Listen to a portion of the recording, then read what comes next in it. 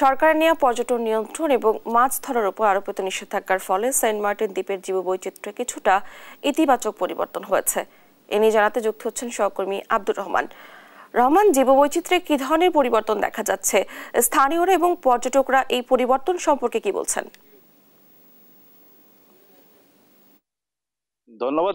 যেমনটি জানাচ্ছিলেন, আমরা কক্সবাজারের সেন্ট মার্টিন দ্বীপ হচ্ছে একটি সেরা দ্বীপ। সেখানে জীববৈচিত্র্য রক্ষার্থে সরকার 9 মাস পর্যটক বন্ধ রেখেছে, যেটা বন্ধ রাখার ফলে কক্সবাজারের পর্যটনের যদিও স্থানীয়দের মধ্যে নানা অভিযোগ রয়েছে, কিন্তু প্রাণ প্রকৃতি ফিরে এসেছে পরিবেশের মধ্যে। পরিবেশের যেই উদ্দেশ্যে করা হয়েছে, যেহেতু এটা প্রবাল দ্বীপ, এখানে যত লোক সংখ্যা কম হবে তাহলে প্রবালের বৃদ্ধি হবে এবং এখানকার যেই জীববৈচিত্র্য এবং এখানে যে মানুষের যেই পরিবেশের যে ভারসাম্য রক্ষা করার জন্য যে দরকার, সেটি রক্ষা হবে বলে পরিবেশ বিজ্ঞানীরা এবং বিভিন্ন যারা এটা নিয়ে গবেষণা তারা আমাদেরকে জানিয়েছেন। কিন্তু এখানে পরিবেশের মানুষের কাছে যেটি আমরা এসে শুনেছি, পরিবেশ এবং মানুষ দুইটাকে বাঁচিয়ে রাখার জন্য সরকার এখনো তেমন কোনো উদ্যোগ নেয় নাই। এটা ছিল স্থানীয়দের অভিযোগ।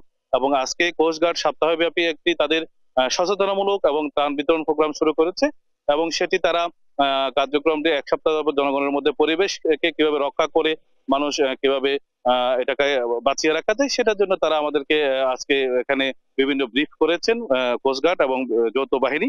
বিশেষ করে ডানা সেটি হলো যে কক্সবাজারের যেই সেন্ট মার্টিন দ্বীপটি, সেটা এখানে প্রায় 30 থেকে 40 হাজার মানুষ এখানে বসবাস করে, কিন্তু তাদের জীবন যাপনের জন্য তেমন কোনো পর্যটন ছাড়া বিকল্প কোনো ব্যবস্থা এখনো গড়ে ওঠে নাই।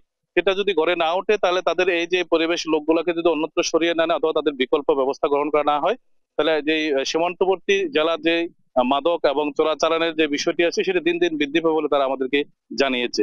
সেটার জন্য সরকার এবং পরিবেশ যদি রক্ষা করতে হয় তাহলে পরিবেশ রক্ষার জন্য মানুষের জীবন জীবিকার মান উন্নয়নের জন্য হয়তো তাদেরকে অন্যত্র সরিয়ে দিতে হবে এবং তাদেরকে এখানে অন্য ধরনের কার্যক্রম চালানোর জন্য মৎস্য আহরণ সহ যেহেতু বন্ধ রয়েছে, তারা তাদের জীবন জীবিকা এবং বিশেষ করে প্রাণী সহ যেগুলো রয়েছে তারা খাদ্য অভাবে ভুগছে বলে তারা 3 বেলা 3 মুঠো খাওয়ার জন্য যে অভাবটুকু রয়েছে সেটার জন্য তারা আমাদেরকে অভিযোগ করেছেন।